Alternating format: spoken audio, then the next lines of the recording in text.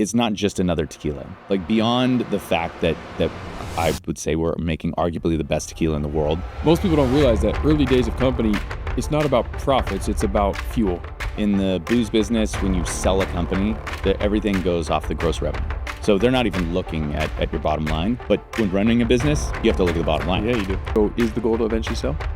It's such a sticky question. I mean, every time we bring in a box, it's us. And again, even this, like the distribution model got broken, which is why RNDC is out, why Southern is struggling, is because, again, they stopped prioritizing people all the way down to they were just delivering a product to make money, right? But when we deliver it, it's not just like, here's your product piece. It's like, hey, what do you need help with? How can we support you? What's your name? Getting to know people, investing in every single person along the way, because you should. I mean, in my mind, it's not just good business. It's just good humanship. Like, just be a good human and start with that.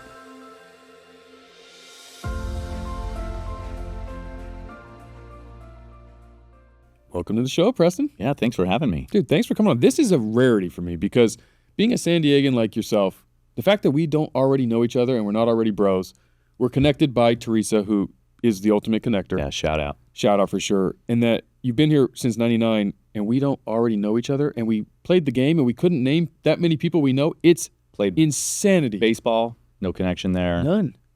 We hoop, no connection. I mean, Football, we must no have played. connection. Did you ever go to the Bay Club? No. Jeez, this is weird. But It's this is terrible. awesome. This is fun. I get to meet somebody brand new who's been here forever and has the roots here. This is cool. And thank you for coming on, because I am excited about the launch of your new product. I have heard nothing but amazing things about you. And I think this is going to be great for the audience to hear from someone like yourself who has pivoted from a more traditional industry to something that may seem kind of crazy to some. It's crazy, yeah. It's kind of crazy. And you just launched it. So we're at the birth of the story. Yeah. And we get to watch it from the birth, and that is really exciting. Thanks, man. Yeah. It's definitely walking out into a totally unknown compared to what I've been doing for the last 24 years. But that being said, I couldn't be more confident about it. What makes you have that confidence? I think we made something really, really unique in the sense that it's not just another tequila. Like, beyond the fact that I would say we're making arguably the best tequila in the world. And I've had some today, and I can't argue. It's pretty damn good. Like, I am buying a bottle, and we met today. So I don't have any skin in this game, except now I have a bottle of tequila. Yeah, thank you. And I'm not a big drinker, so that means a lot. Double down. Yeah. So part of it is a shot glass, which is so cool. Yeah, we'll just give a quick demonstration. But yeah, I mean, the topper is a 1 ounce shot glass. And then when you're done with it, you get a little keepsake. I mean, who doesn't want that? But beyond kind of the gimmicky coolness of that and the sexy factor of the bottle, the lifestyle behind it, kind of bringing back that late 60s, early 70s vibe. Is that why the coastal color? San Diego? That's the color. Yeah. Even the texture and everything is. It was an era that kind of that like free love, kind of peace love, fish tacos and tequila San Diego vibe, and so we're bringing that back. And so my confidence in this is not just because the tequila is amazing, not because the bottle's sexy, not because of the lifestyle, but it's all of those things kind of put together in one. And then when we share it, we're batting 1,000. Yep. It's like, where were you? Why did it take so long? I mean, I think that those are all great reasons. But I want to ask you, as a entrepreneur and as a leader and as someone who has to navigate the crazy world, great products fail. Always. Great cultures fail. Great vibes fail. Mm-hmm. Why are you going to be successful with this? What has made you? I mean, you built an incredibly successful mortgage brokerage firm. Your wife has built a successful champagne. Champagne club. Yeah, champagne club. Yep. I wasn't sure if it was all from Champagne or not, so I wanted to be careful on how you say There's sparkling wines in there too. Sparkling wines and champagnes? Yeah. This is not an easy industry. No, not at all. This is the booze industry. Yeah, we've been warned by plenty of veterans. Yeah. Just don't do it. But it's just a hard space. Yeah. And trust me, I get it. I'm in the restaurant world. Yep. I mean, come on. Right? Everyone would say no, right? But you should say no, but yet idiots like us do it anyway. So what is it that you think differentiates your team, your approach, that's going to take bebemos? Did I say it right? Yeah, bebemos. Which means we drink. And we do. All the way to where you want to see it go. And like, there's got to be something that you're leaning on because your confidence is exuding. And as a entrepreneur myself, I know when I feel that confidence, which makes me excited, which is why we met today. And I've already been calling people to help because you're a local guy, but I believe you are going to win. I believe you are going to do the right things. And I felt that instantly. Yeah. And so I'm asking because I think for the audience and for our people who are trying to understand how to be successful, they think it's a product. Yeah. And products help. They help. They help. But I know great operators can take a shitty product and win, and I know bad operators can take the best product and lose. So yes. What is it that you are kind of like that is giving you that? I mean, it's unwavering. Like, let's just be blunt. The reality is, and this has been the way that I've run every business that I've ever had, people first, always. When you put people first, including who you hire, how you hire, it's the who, not the how. So much in that is just saying, like, I value people to their core. And so when you value someone, when you try to get to know them, you understand them, it's not sales, but that is what sales comes down to, is because sales is with people. Yeah. And so, I've been selling everything since I was born. Jolly Ranchers on my backpack at school and stuff like that. I mean, sales is one thing, but it was always about connecting with people because that is what grows the business. And that's why so many successful entrepreneurs, doesn't matter, like you said, what you give them, they do well because they treat people well. And that, it's contagious. It really is. Yeah. I'm not sitting here but for the fact that I have great relationships. Yeah. I am not very good at everything I do, but I have the great relationships, which allows me to do really cool things. Yeah. So when you give me a good product like Everbowl, I can really win, but you could give me a bad product and I'll be okay. Right. Because of the people. And so I really hope that hits home, especially if you're sitting here trying to say, oh, I'm focusing all on my product. Because I speak to San Diego State's Lavin School of Entrepreneurship every year. They are too focused on their product. They are not focused on getting out of the product. The tequila's great. Yep. But I'll be honest, because of you, I probably would have liked it even if it was mediocre. It's not mediocre, but the way that you create the vibe and the feeling and the conversation, it makes your product better. Yeah. And it's psychology. I mean, you could go to Del Taco and eat a taco from a bad employee who doesn't look you in the eye and makes it zero experience. And I could take that same taco, remove the wrapper, put it on a beautiful plate by the most friendly, personable, charismatic individual. The taco will taste different. It just will. Hands down. It's true. It really is true. Yeah. They've tested this thing. So you have the ability to influence someone's perception of your product long before they've ever even tried it. And the leaning into people creates so much abundance and opportunity. So you have the people first. Yep. You're starting in San Diego. You launched 2 days ago. 2 days. And you already are in 78 locations. Yep. Like, I don't even know if you can fulfill this. No, it's going to take some time. Okay. We're doing it slowly. Yeah. So you don't even have enough booze today.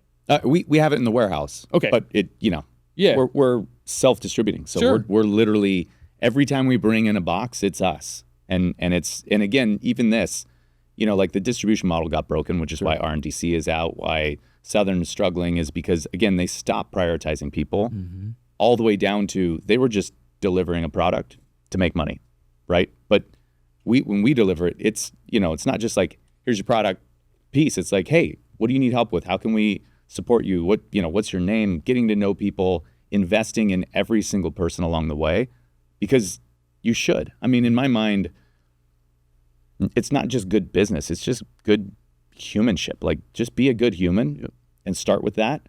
But yeah, we're slowly but surely distributing to all the locations and growing every day. And so the idea is, we don't want to be in every single bar and restaurant in San Diego, but why not? Well, I think there's there's certain places that it just Babamos wouldn't fit. It's an ultra premium tequila, and there's some spots where that just might not vibe. Sure. If you're at Chili's, you're not thinking I want to have a $25 pour of tequila. And if you are, then give me a call, because that's great. Come on, Chili's. Maybe you'll get the rebound. So maybe more people will go for them ribs if you could have a little Babamos with it. A little Babamos. We'll do a pairing. Why not? I would do that. Yeah, me too. Barbecue ribs and Babamos. I bet it's pretty good. How could it not be? It's true. Yeah. How could it not be? A Jack in the Box taco and Babamos is delicious. Well, the Babamos is. The Jack in the Box taco is delicious. They deep fry the whole thing. That's cool. It's not good for you, though. No, absolutely not. How about an Everbowl and a Babamos? Let's try it. Gosh, we're going to get drunk today, aren't we? not the worst thing that's happened. It's really not, except I don't drink very much, and you're getting me drunk off your tequila. Well, it's part of the show. I mean, it is, and it's really good. You invited me on the show. That was and my family will attest. I don't drink often, but when I do drink mostly tequila. Like, nice. I can drink a lot of tequila. Yeah. For a guy who doesn't drink. It's, I mean, again, just like with Everbowl, the idea is like, let's do something pure. Yeah. And something good. So yeah, you're not going to indulge in it 24/7, but when you do, like, feel good about it. So maybe explain to me what makes this one different, because you mentioned Joven. Yep. And I am not a tequila savant. I don't know if they're even, that's the word, sommelier in wine. Like, I don't know what it is in tequila. Yeah, not really a name, but you should come up with sommelier. Okay. Yeah. Sommelier? Yeah. So I'm not a sommelier. But what is a Joven tequila? Great question. So Joven means young in Spanish or youthful. And so in tequila, a Joven is a blend. Typically, the couple companies that do it, and they're bigger companies like Casa Dragones or Clase Azul, they're charging $300, $400, $500 for their bottle. And what they're doing is they're taking a Blanco, blending it with a little bit of extra añejo, calling it a day. And, ours is much cheaper, and I would argue it is 10 times better. But what we do is it's a Blanco, a Reposado, and añejo. So all three in one. Last tequila you'll ever need, right? If you like Blanco, you're going to love it. If you like Repo, you're going to love it. Añejo, you're going to love it. And there's just these layers. So when you blend like that, there's a complexity when you're drinking it. So you don't just get the attack. You don't just get the sweetness. You don't just get the spice. You kind of get this like long lingering flavor profile as you drink it, which is why we say it pairs with everything, because it's got a little bit of everything in it. So why not make it more premium price? Why be cheaper than them? Great question. Accessibility. I mean, at the end of the day, like it's a fair price, and yeah, we could mark it up, make more money, margins, all that stuff. But I want everyone to have it. I want it to be accessible to everybody. Does that water down the intrinsic value of it, the quality? I want everyone to be able to afford a Ferrari, but I don't know if I want everyone driving a Ferrari, because then it's not a Ferrari. Yeah, I would say we're more like in this, like I want everyone to be able to afford a BMW, right? Like it's an incredible car. It does the job, but it's also smooth. It's easy. It lasts a long time. Like this is one of those experiences where if you put the things in your life in order of priority, like I want to eat healthy, I want to live better, you're going to spend money on those things, but you don't have to spend all your money on something that's kind of like price irrelevant. So if you want to have organic food, you can get organic food, or you can go to certain specialty markets that are giving you the exact same food, but they're charging 2-3 times as much. You just don't need to do that. Sure. So that's kind of more or less like the price doesn't devalue the brand. I think it actually just emphasizes the fact that like this is the people's tequila. By the way, I did the same thing with Everbowl. I was just asking your question. I'm asking questions. Great question. Because I got asked the same thing, because when we launched, we were cheaper than everybody else. And they're like, well, if you're higher quality, why are you cheaper? For the same reason. Same. Because why not? Yeah. Why not grow it? Second part of that, though, is how do you anticipate being able to survive and thrive if you don't make enough money on the early days? Because most people don't realize that early days of company, it's not about profits, it's about fuel. 100%. And you need to make enough money early so you have the money to reinvest to actually grow the business, because there will be stumbling blocks. There will be walls. There will be situations where you need to make capital investments.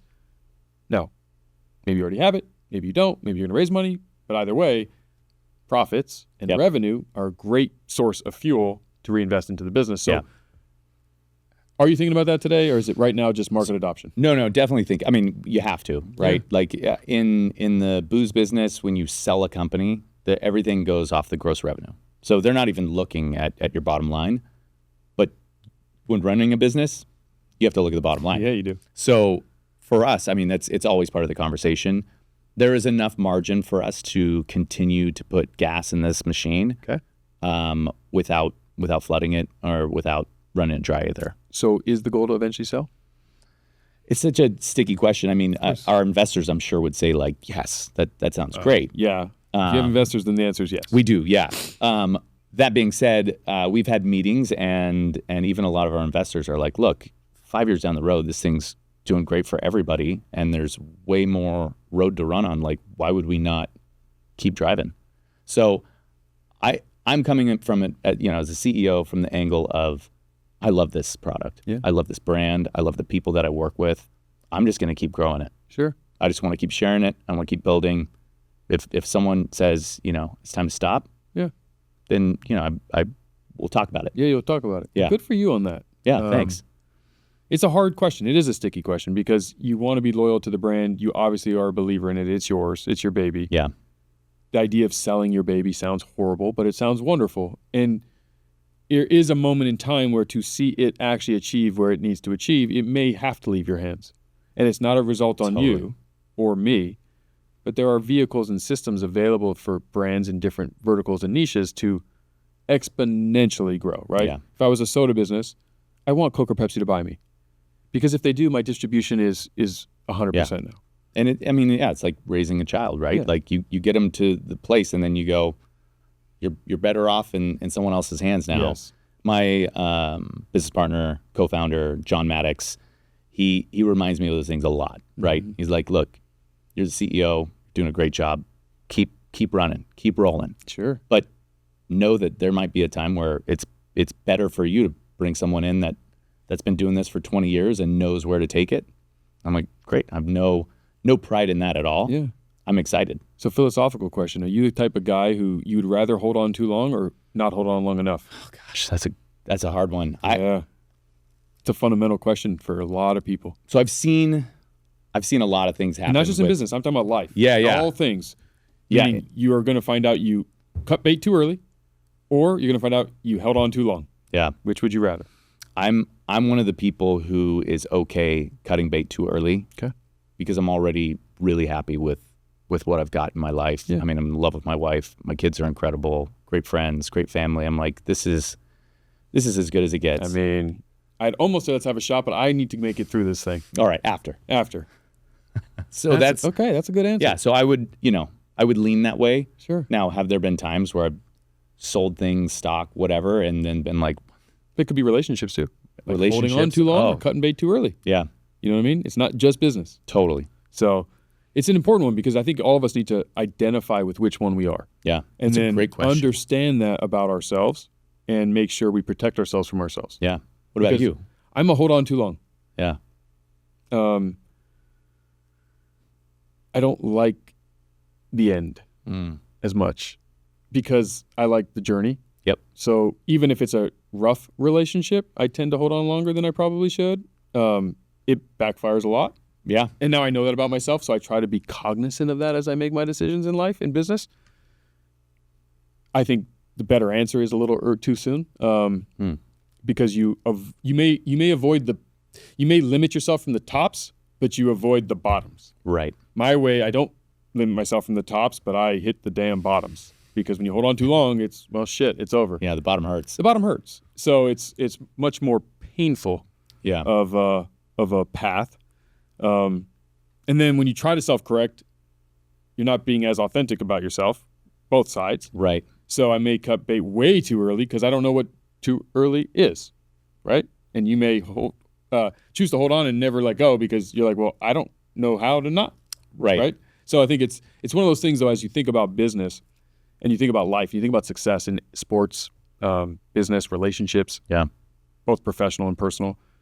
I really believe that there needs to be more emphasis on these kinds of attributes and characteristics. Totally agree. Because this is cool. Your mortgage business is cool.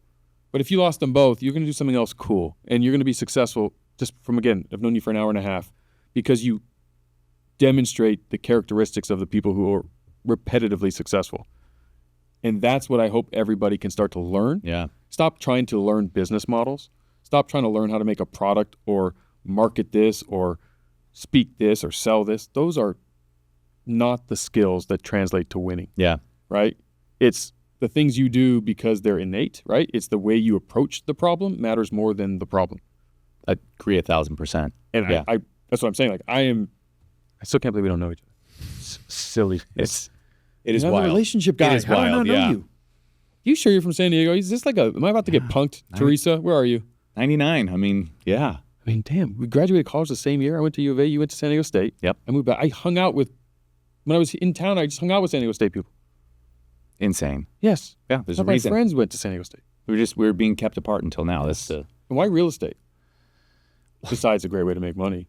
Also, my business partner now, John Maddox, he was in real estate finance like 4 years prior to me. From San Diego? San Diego, born and raised. Where'd he go to high school?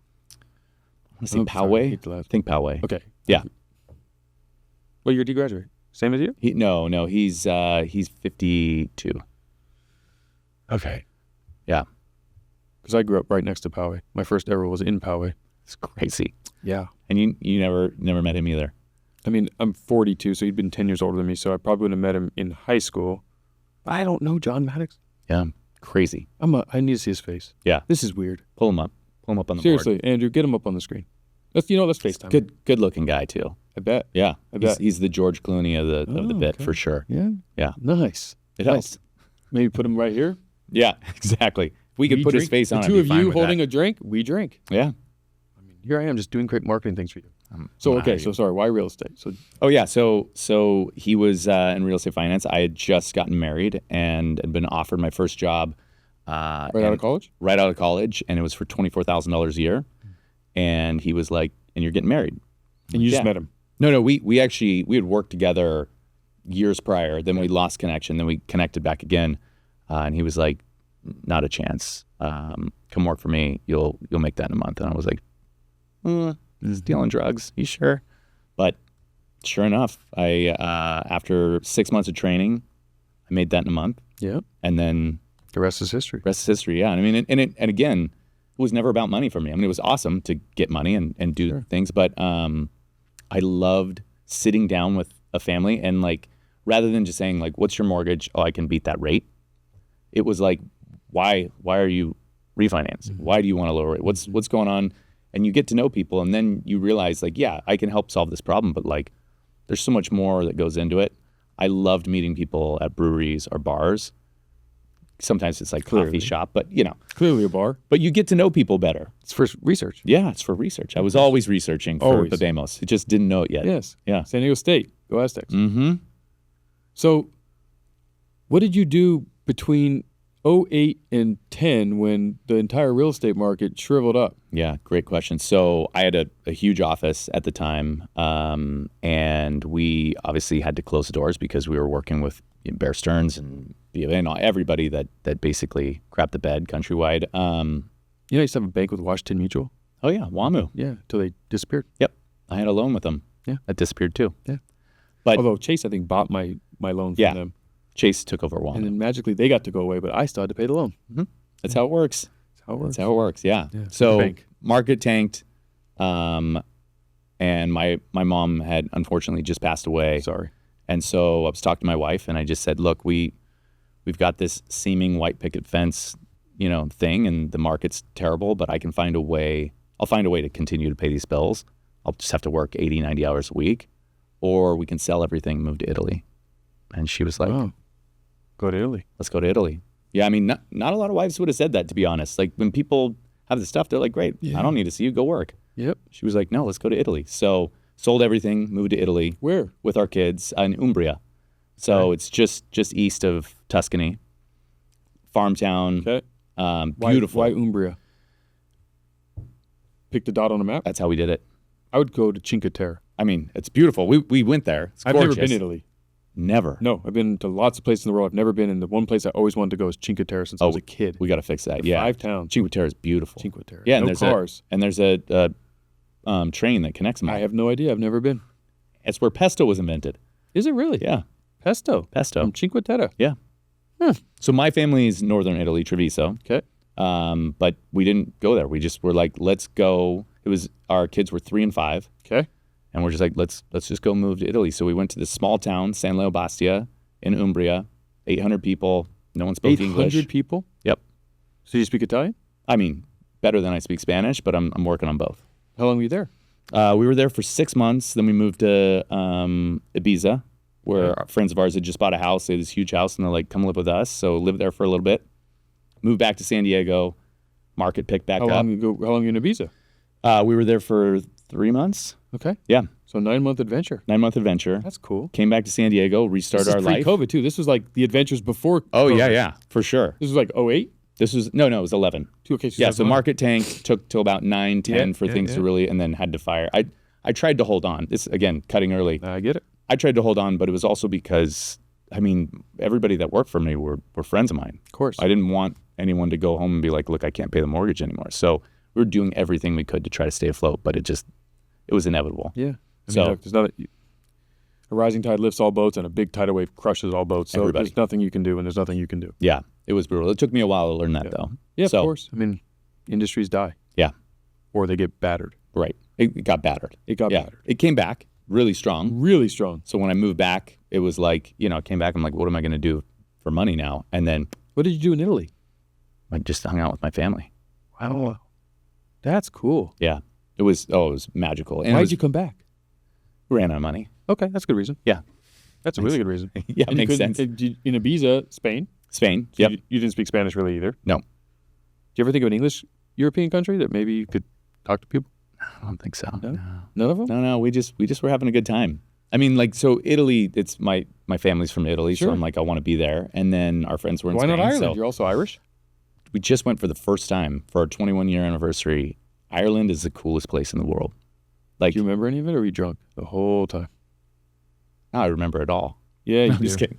No, it's Ireland is incredible, They drink and we were whiskey, in they don't Dublin. drink tequila. Well, they drink Guinness mostly. That's like their water.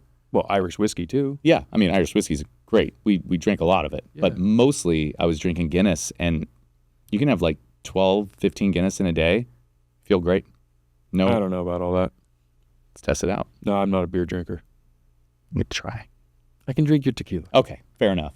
You- I you won't make a beer, I'm pushing I'll too drink hard it. too soon. All Yeah, right. you make a beer, I'll drink it. But for now, fair. we drink tequila. Good. Yeah, How's let's that? get the focus back on the Yes, tequila. Yeah. 100%. Wow. Yeah, so That's we a moved cool back, story. and then 2016 we did the same thing, but for no reason. Where'd you move now? We moved back to Italy. Where? Same spot, Umbria. Same spot. Yeah, not the same town, just a little bit up the road, but same whole And vibe. why? It just I think we realized like we didn't want to just stay caught up in the rat race, and this time it wasn't because we were limited by what had happened in the market. Yeah. And I can work from Italy. It's all laptop, phone. So how long So- did this time? So that time the next time we went for 8 months, and then we moved back to Napa Valley. We just wanted to be around wine and drink and hang out and enjoy life, but also we were homeschooling our kids. Yeah. So that You was could do just it anywhere. do it anywhere. And Yeah. how old were they when you moved to Italy the second time? Second time, I think it was they were 11 and 13. And they were okay with this? Totally down. Loved Really? it. Yeah. Yeah. And if you talk to them now, they'll say it was the best year of their life. I believe that. But Yeah. to convince a 13-year-old kid to leave their friends and move to Italy? Much harder for our daughter than our son. Yeah. Yeah. He was like, let's roll. I mean, we jokingly tried to get my youngest, my oldest is in college. I jokingly tried to get my youngest daughter, and we were just joking. Yeah. And I'll say, let's just move somewhere. And she's like, freaks out on me. Like, I just said the worst thing you could ever say. I'm not leaving my Yeah. friends. You're crazy. Like, she looks at me like I'm a psycho. Because And I'm joking. it's You crazy. were serious. Oh, yeah, we did. And you did it. And I'll say this, it not only was it the best year of their life now, obviously Sure. looking back on it, but the break wasn't so hard, right? Like they were like, this is going to be impossible. My daughter more because of Yeah. her friendships. And then we got there, she could still FaceTime. call them, Yeah. FaceTime, do whatever. And it didn't change anything. They didn't feel like when they came back, they were out. But the challenges and I guess kind of breaking the mold, doing that Yeah. has changed their life forever. Why They- did you come back the second time? Was it always planned to come back? It was always planning to come back. 9 yeah. months, we're out. No, we didn't even set an end date. It was like, hey, what are we gonna do? What's the clock? And then I think for us, it was like, all right, let's just go home for Christmas. Okay. And so we just said, let's go home. So went back. Apartment or hotel? No, house. You're saying out there? Yeah. Did you rent a house? Yeah, Buy yeah. a We house? rented a huge house. Yeah, Okay. it was amazing. And again, Italy, Umbria specifically, is beyond affordable. The average annual household income at the time was 23,000 euros a year, Come on. and that's with 4 working people. So it's very impoverished? It's very affordable. Yeah. But is it impoverished? No, that's the difference. Like, can you go to restaurants? Like, totally? can they stay afloat? Yep. Really? Yeah. Is this one of those places that you see online that you could buy a house in Italy for like $1? No, those are like outside regions, places that have completely crumbled. Would you do that? We've thought about it for I mean, sure. you're in the real estate game. Tell me, Yeah. would you do that? My wife always shows them to me. I'm like, well, it's got to be some catch to this. Yeah, I mean, the catch is you have to rebuild it within a certain amount of I paid time. $1 for and then it. they want you to spend a certain amount of time there. I think it's like 30% of the year. Oh. And it's obviously a run downtown because they're selling homes for $1. Right. Now, if you were like, hey, let's get a group of 100 people together and let's rebuild this and turn this into a city, that would be great. For $100. I'll put $1 in. So I'll put $1 in. And then how much do you think it'll cost to remodel these? Probably like 30 grand. That's it? Yeah. For $30,001, I could have a remodeled house in Italy? Not a house. These are all like apartment things. Oh, they're not houses? No. Oh. Yeah. So what do you mean they're apartment things? It's like an apartment building, like a little castle town. I'm getting a room or a two-bedroom little kitchenette in a condo building, basically. Yes. Yeah. No, I don't want that. Yeah. Not in Italy. No. I want vineyards. No, it's better to spend real money and get... What would it cost to buy a house in... So we were shopping. We definitely shopped a lot. Sure. So to buy in Umbria, so Tuscany, price goes up. But in Umbria, if you want to buy like a 4-bed, 4-bath, pool, couple acres, maybe a cottage on there, land, let's say 5 acres, 300 grand. Come on, man. Oh, yeah. You're lying. No, not at all. No, you're lying. Not at all. Okay. I'm going to bet you a shot after this thing. Oh, deal. Well, this will be your second one now. You're going to show me that you could buy 5 acres, 4-bedroom, 4-bath with a pool for $300,000. Instantly. Yep. Come on. Oh, totally. And an American can buy it. Yeah. Oh, yeah. And if you want to get financing, if you're dual citizenship, well, I don't have to. I'm not Italian. They give you 90% financing, but if you're American, 50%. So you don't have to pay. So you pay 150 grand now. Yep. And how far from like a real city is Umbria? 45 minutes. And where's the closest real city? Like anyone who knows like 5 cities in Italy would know. Florence is an hour and a half away. Okay. Yeah. So you would fly into Florence? Fly into Florence or to Rome. Rome's like a 2-hour drive, 2.5 hours. So it's not that far from Rome. No, not at all. $300,000? Yep. Yeah, we put in. We live in San Diego. Oh, dude, don't trust me. I know. I can't buy a room in the worst building in San Diego for that price. Right.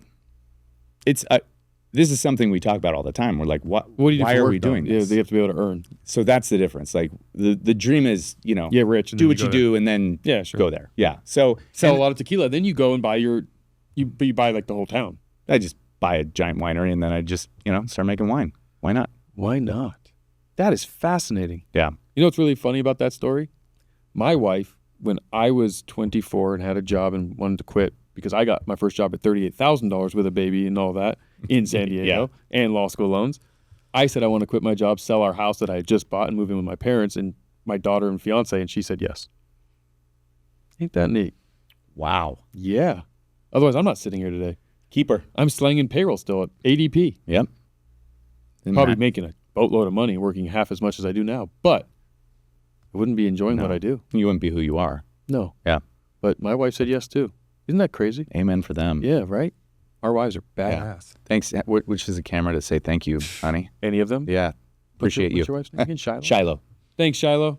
Because we don't have this tequila if you don't go to Italy. Fact. Well, maybe you do. No, there's no way. No? Where'd you get the idea for this? For tequila in general? Yeah. We stole my wife's business plan. Great. Yeah. I love that. Yeah. What's your wife's business called? It's called We Drink Bubbles. So she started this 10 years ago. It was essentially finding small growers in champagne and sparkling wine.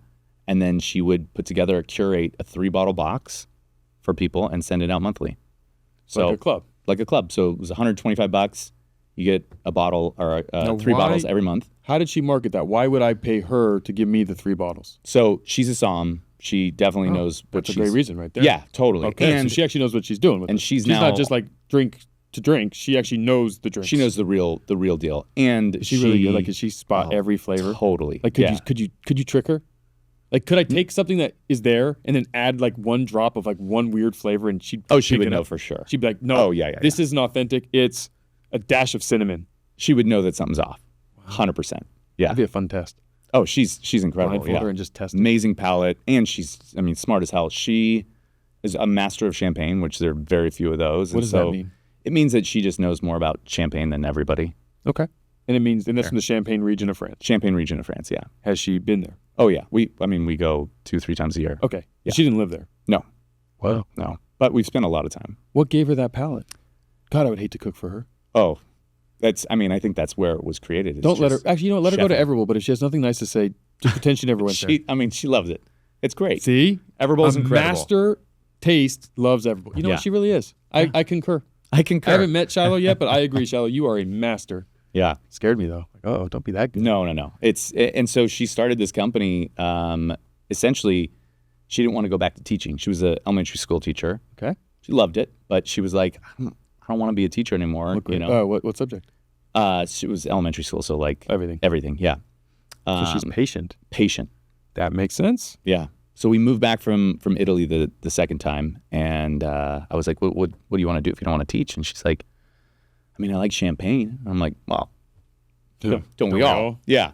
And she's like, well, I could turn it into this business. And then she just came up with this model. I really hope everyone's listening to that right there. Do you know how many people give me this line? Well, I don't know what to do. What do you love to do? This? Then do it. Even if it doesn't make you money. No, because then you'll love doing it every day. I mean, she had 16 club members that were just friends to start. It's great. Happy as she could ever be. I mean, it's incredible. And again, being in the industry that she loved. And so from that, I mean, it's grown, and then COVID hit. It exploded because booze to your door. And then John Maddox and I were drinking together, my business partner, and he was like, what if we do what Shiloh's doing, but with tequila? And I'm like, well, let's go to Mexico and find out if it's a possibility. Because really what it was is finding small families that were making arguably the best product that no one knew about. Yeah. And so that's what we did. It was a scavenger hunt. Okay, I'm going to ask you a tougher question. Yeah. Can they keep up if you became huge? So a lot of the families can't. Right. And so that's why, separate from Bebemos, the business We Drink Tequila, which is the import distribution business that we have, and that we also started a quarterly club. So rather than doing monthly like my wife, it's quarterly. And it's one bottle instead of three. You have a short lifetime value of customer because they might not be around very long. Exactly. So we're like pacing it out. And so with that club, 2 bottles a week. It's just small. It's, we're with all these small families. It's like some of them make 1,000 bottles a year. Sure. We can do that in our club because it's one-time shipment. So you get. But this is different. So the family we partnered with here, they are farmers first. Okay. Hundreds of thousands, thousands of acres of agaves. And so they sell their agave to the big guys. They just pawning it out. But then they keep back for themselves just a little bit, make tequila. And that's how we met. They were part of our club. We became really good friends. But they've got a lot. And so we can grow into it, and it's still all going to be the exact same quality, same farming, you will hit same a ceiling family. Eventually. I think we can produce 100,000 cases a year if we were to take all of their agaves. They didn't sell any, which would be, I mean, what does that translate to? What's that? What would that translate to, like revenue for a business guy who doesn't know what 100,000 cases would be? Oh. Like how many bottles are in a case? It'd be 12 bottles in a case. Okay. So our cases are 6-bottle cases, but 2 of them equals a real case. Like $2,000 a case? Yeah. If I wanted to buy a case, $2K-ish? Yep. Okay. Yeah. So good revenue. Yeah, great. Yeah. So 100,000 of those, you're doing pretty well. You're doing okay. Yeah. I approve. And so the growth model for us was never even to get to a place of 100,000 cases a year. I think to even keep the boutique nature of making a really, really good product and being involved in all the steps the way that we want to, I think 50,000 cases a year, that it would be enough to share this product with people and really dive deep, but also not to where we're just. Well, I encourage you, if you want to stay boutique, to soon increase the price just a little. Fair. And I'm not saying that because I'm trying to be like, there is a, when you are not part of the equation, there is a perception of cost for some reason in the American consumer. I think it's stupid because the Coach bag costs $47 to make. They figured that out in the Prada bag, and they just put a little Prada on it, and we pay $3,000 for it, $5,000 for it. Yeah. It's a $47 bag. So if you want to keep boutique and you don't want to go mass scale, if you want to go mass scale, the cheaper the price, the better, because you want to share with the world. Right. But it's harder to raise your prices tomorrow than it is when you launch. Yeah. And it doesn't mean you have to raise a lot. Or maybe you advertise and promote that it's $135 a bottle, right? Yep. But it's $140, but $5 is going to go to maintain that local farming, and you actually give it back to them. Yeah. You do like the give back. Yeah, but you support the farmers that are supporting you. 100%. And you support the lifestyle and the approach to farming that you are already leaning into. And you're charging me for it. But now you know what you you're are paying for. giving that back, so you are supporting the region to allow them to continue to scale and grow with you. Yeah. My 2 cents. Beautiful. Or my $5. It's your $5. Yeah, My exactly. $5. I'm in for 140 for a bottle. Let's go. My $5 can go to that. Yeah, give me an extra $5. Done. That's the money move right there. Done. Love that. Yeah. Because the product still stays Because it the doesn't mean it same. has to go in your pocket. It doesn't mean you have to be like greedy about it. No. But there's so many things that I didn't realize when I started importing acai and how I built that side of the business that if I could go back, I would have been much more cognizant of, which is as you scale and they realize that you are taking more of their product, they want to grow with you. Totally. Yeah, we are partners with this family. So support them now. 1,000%. Right? Like we do it with bracelets. That's cool. Like we have locals make us our acai seed bracelets. Yeah. And we sell them for like $4 in our stores just to move them so we can buy them. Yep. Because it sends kids to school. And we were trying to support the region instead of just be pilchering from them. You know, I don't want to just be the American gringo who comes down and takes some valuable thing that they have and then go sell it in my country for too much money. That's not right. Yeah. Right? So that's why I think that there's a huge opportunity to give in. Huge. Yeah. Yeah. I mean, there was a company that sold recently and they were making tequila and they sold for over $1 billion. And we've talked to people in the region and they're like, yeah, well, that money didn't end up here, right? No, it never does. And that's the crazy thing. And so the beauty of even us partnering with this family is we're not beating them down on the price so that we can make a profit. We're like, but you need to make a profit. Though. We're making a profit for sure. Okay. But we're also you're like, not a non-for-profit. we want them to make a profit. Yeah. We're like, you know, like the whole happy wife, happy life. I mean, that translates to business and everything. You know, like make sure everybody's winning. Yes. I want to win across the board, and if I can sleep at night with that. Yes, and you have to make money too. 1,000%. And it's not right if you don't. Yeah. Right. Oh, it'd be a terrible business plan. Well, it's also you're going to burn out, and then we're going to lose this great tequila. So you got to get fed. Yep. The farmer's got to get fed. I love it. So what is maybe you haven't thought of it yet, but what is something you're going to do to really put this product on the map? Have you considered anything yet? Yeah, I mean, we've got some fun like PR stunts and things like that, but really the biggest part for us to put it on the map is to get people drinking it. Because when people try it, just like how you had said, like, you know. Yeah, but that's not as easy to do. It's not as easy. That's because you can't be like samples at Costco giving out shots of tequila. No. And that's why again, we're not a celebrity brand and we're not going down that road, but when you're endorsed by celebrities, maybe. So, I mean, the thing is that celebrities that have tried it, they go, wow, this is incredible. They talk about it.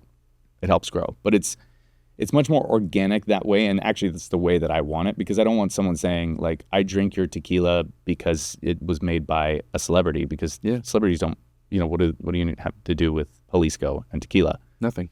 But it's like, no, I drink it because a celebrity I like also drinks it. They're not getting paid to drink it. They actually enjoy doing it. Yeah. So, I mean, again, not that celebrities move the needle for everything. No, but they bring eyeballs. They bring eyeballs. Right? Exactly. It's awareness to what we're doing. It's surprising, though, they don't ring the cash register as much as you'd think. Not even, it's more wild. Micro-influencers do that. Yep. And by that, I mean someone who's just like the mayor of their little community. Yep. They will ring the register for you. Yeah. If they get and endorse your product. We always say that it's the micro-influence. You got 1,000 followers. Yeah. When you post something, you've got a bunch of people who are actually following you and engaged with what you're doing. You have 10 million followers. Okay, I have this figured out. Oh, tell me. I have a solution for you. Some friends of mine own a chain of Mexican restaurants, and they are home with a $1.29 fish taco. We do we drink tequila and eat fish tacos partnership. Someone buys it, they get a bottle of your tequila and an X number of fish tacos, and we bring communities together to eat fish tacos and drink tequila and support two great San Diego families and products. I love it. And I love fish tacos. I get to give you $5 to go feed or go support locals in Mexico. Deal. Done. Let's go. Okay. Jack, I'm going to give you a call. Jack? He's the owner of the Mexican restaurant. Yeah. Love it. Yeah. I can do that for you. I love fish tacos. And I think what's more San Diego than that? Nothing. If Ralph was still involved with Rubio's, I would say Rubio's. Yeah. And Ralph's a great guy. Yeah. But he's not. I've eaten 1,000 Rubio's fish tacos. I mean, like, let's go San Diego. Yeah. This is what I love about this. We need more San Diego wins. Yes. Oh, so what's really cool about the support we've gotten from so many people is when we say this is our home. Mm-hmm. We're focused on San Diego. We're not trying to, grow this around the world right now. This is where we want to be. Yet. But this is where we want to be right now. Yeah. We got to take care of San Diego, but you got to go spread to the world. We will. because that's going to put San Diego on the map. Yep. Yes. But you start with your people. Yes. And then you build out. And sorry, LA, San Diego's better. What did I just say? That's, yeah. I will either agree F the Dodgers. with you on this one. But go Lakers. Huh. Yeah. Fair. We don't have a team. Yeah. I'm Warriors, so. Oh. I was born and raised in the Bay. Still. Were you before Steph? We had season Antoine tickets Jameson growing up. days Oh, yeah. and- With and- TMC. Okay. Yeah. Well, that was actually a fun Got it group. tattooed on my arm. Richardson? Mitch Richardson. No. Jason Richardson with the dunk Jason contest Richardson. after, Yeah, sorry. Yeah. Yeah. My Great team. One of my best friends from college is from the Bay. He's a diehard Warriors fan. Since 2001 when we met, we've been having this battle. Duh. And you're Lakers through and through. Of course. Yeah. I grew up with Magic Johnson. Yeah. I mean, These are not here's the crazy thing. Magic. I love the Lakers too, and you're allowed to. Yeah, Because it's the Lakers. the Lakers are synonymous with They're basketball. But they're synonymous with greatness. Yeah. And have you seen Winning Time? Of course. Fun show. Fun show. Now, I will end, before we end this thing, I will tell you I am dealing with a major dilemma. And it proves that I put people and business over my childhood. Mm. And I don't know if I feel great about it, but then I do. And this is to your point of how you started this by saying it's people. I despise the Celtics. Jason Tatum's one of my partners. Wow. He owns Everbulls. He's an investor. He's one of the greatest human beings that I've done business with in my life. One of the absolute greatest. That's incredible. I can't not root for the Celtics. And it's not because of the money. It's because of the guy. Because I have other athletes that I don't care about their team one drop because they're contract athletes. Yeah. Jason is not a contract athlete.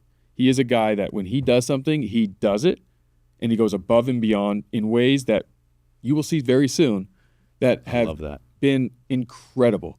And he is that dude.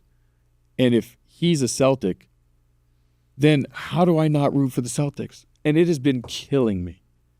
It's part of. You have no idea. Yeah. Like, I hate three things in life. One of them used to be the Celtics. Cilantro and the Dodgers. Cilantro? It tastes like soap to me. It's genetics. Yeah, I it is want to like genetics. it. Yeah. I like salsa. I love Mexican food. In just South can't eat America, that's cilantro. why they put parsley I can eat in parsley. things, because apparently like cilantro tastes like a stink bug there, and so their brains are wired not to eat it. It's genetic. I did the 23andMe thing years ago, and it said you don't like cilantro, and I'm like, you're right. It's hate fascinating. Yeah. I can't eat it. Yeah. It like ruins a dish, That is wild. and the Dodgers ruin everything. I mean, that's more acceptable. Yeah. And now I gotta say that this is proving even more. I used to always say people over everything. yeah. And now I have to like eat my own dog food a little bit on something that is really emotionally hard for me. And it's true because I will be watching Jason play and not even thinking about it subconsciously. You want I'm rooting for the freaking Celtics. him to win. Yeah. And I'm like, I told my wife, I'm like, my young me would look at me like I am a traitor. Yeah. And he sent me his jersey. It's going on my wall because of him. Right. But that's the beauty of people first. That is. People And that goes to changes show you everything. that even anyone who really knows me knows, like, for me to say that, especially on a camera, is Yeah, I'm sure it's going to he get is edited that out, but special. yeah. Of course it is. Andrew, you're cutting this whole thing. It's never going anywhere. He is that cool of a human being that I need to and want to, and I am obligated as a person who loves good people to support everything he does. And as long as he's wearing now, if he wants to join the Lakers, Then, which, by the way, then Celtics are done to you. We could have Yeah. had him, which is even the worst part. Yeah. Goes to show you why a bad operator can ruin a great product. Lakers after Jerry Buss, when Genie's brothers were running the freaking team, Yep. is a greatest example of what we started as well, which is you can give the best product in the world, the Lakers, Showtime, LA, Come every on. celebrity, the biggest names in the biggest pocketbook, and the league basically cheats for us And they were winning. forever. Yes. And you can blow it. So that is why when I started this thing and what I said about you is I know that this is going to be a huge hit. And that's why I'm excited to have met you today, man. Thank you. I mean, Yeah. this is cool. I feel like I could just sit here and rap with you all day. I It's- don't even know if we did the normal show, but you're good people, man. I'm here. Yeah. Yeah, so let's listen, rock and roll. if you're in San Diego, buy this bottle. If you're not in San Diego, I don't know if you can ship this bottle. Yeah, we can. Yeah, so if you go to Babemos Tequila, we can ship it anywhere. In the country? 33. Yeah, except some of those weird states. Yeah, some weird stuff. But like Alaska, you can't probably do it. No. But for the most part, we can ship it to you. In Tennessee, we can't. And really? Weird, yeah. Tennessee? Yep. They're like all booze. Yeah, but they want to keep it in. Yeah, they want you to sell to their distributor to sell to their people. So I used to play in this poker league with a bunch of guys in San Diego, and one of them was an importer. He would set up a very small little room office in a state and then deliver it to himself so then he could distribute it in the state. Now, I don't know if that's a legal loophole. I don't know if that's... Don't say his name just in case. Of course not. His name is not Carmen Sandiego. It doesn't rhyme with... No. But if that works, you may explore that. Yeah. Because you could probably find somebody, or I can introduce you to somebody who has like a room to rent, and then you could bring it there so that way people in the state of Tennessee who are listening to this today can order a bottle. They need it. We do. Yeah. This is really good. And you've probably watched some of my episodes. I don't usually care about much alcohol. Like there's a few whiskey companies I really like, and State Line is one of them. Yeah. And I'm actually very impressed with your tequila, dude. Thank you. Like when Teresa said to do this thing, of course I wanted to meet you as a person. Yeah. And she said you were awesome. So I was like, absolutely, I want him on my show. I want to meet him. I thought, okay, we're going to have a little minute about tequila. We're going to talk about something else because we can. Everybody can start a tequila company. But it is really good. Thank you. And I'm not even that drunk yet. Like I've only had like a shot or two. Yeah. But you're going to owe me a shot because you're going to show me $300,000 home in Italy with a pool and 4 bedrooms, 4 baths. Second that camera closes, I'm Are you ready for some rapid fire? Oh, yeah. Oh, yeah. Now you got to stare in the camera one. Ready? 30-second answers. What's one principle you wish you'd known at 25? Invest in real estate more. What's your non-negotiable quality in every hire? Honesty. What's your first question when evaluating any new opportunity? Is this good for everybody? Would you want your children to be entrepreneurs?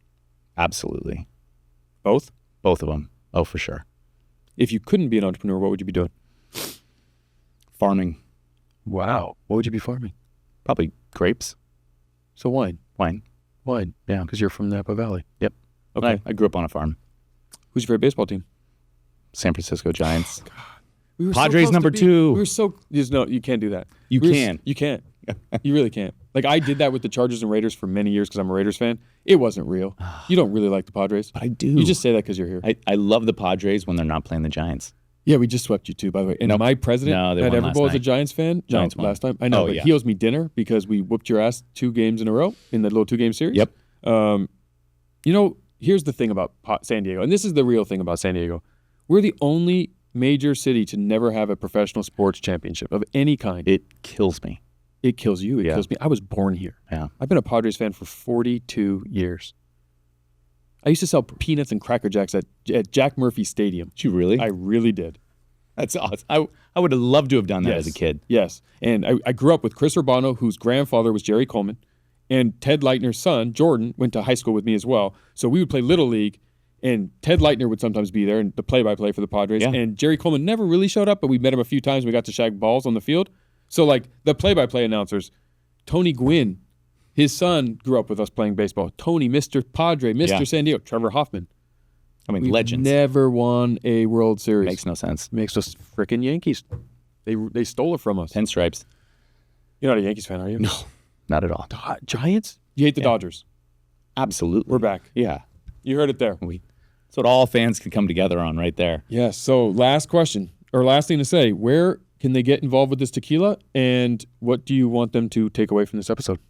Yeah. So San Diego bars, restaurants, if it's not in your favorite one, ask for it because we're working our way through. And then you can buy it online at babemostequila.com.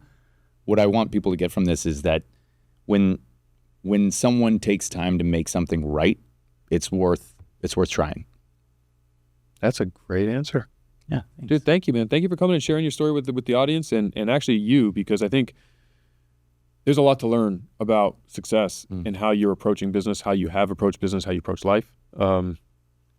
We are going to know a lot of the same people. I know once we get out of this thing and we open the phones, it's just driving me nuts. But it's got to be at least one. Has to be. Well, there is one. I mean, Teresa. And Jeff. And Jeff. Yeah. Okay. It's 2. Yeah. There's more. Drew. True. But there's got to be more. You've been here this long? Yeah. And we're basically neighbors? 26 years? Yeah. Yeah. Anyway, thank you again, dude. This was awesome. I know you have to bail because you got to go sell some booze. It's time. You got to get people drunk. That's right. And I got to go sling some bowls. Just properly buzzed. I got to go give people superfoods. Bring a bottle. I'm buying it. Yeah. Pairs well. And I want the full kit. Oh, yeah. I'm bringing it. Okay. You tell me how I do it. I'll just bring it by. Okay. Done. Easy. You heard it here. Thank you, Preston. This was awesome. Thank you so much.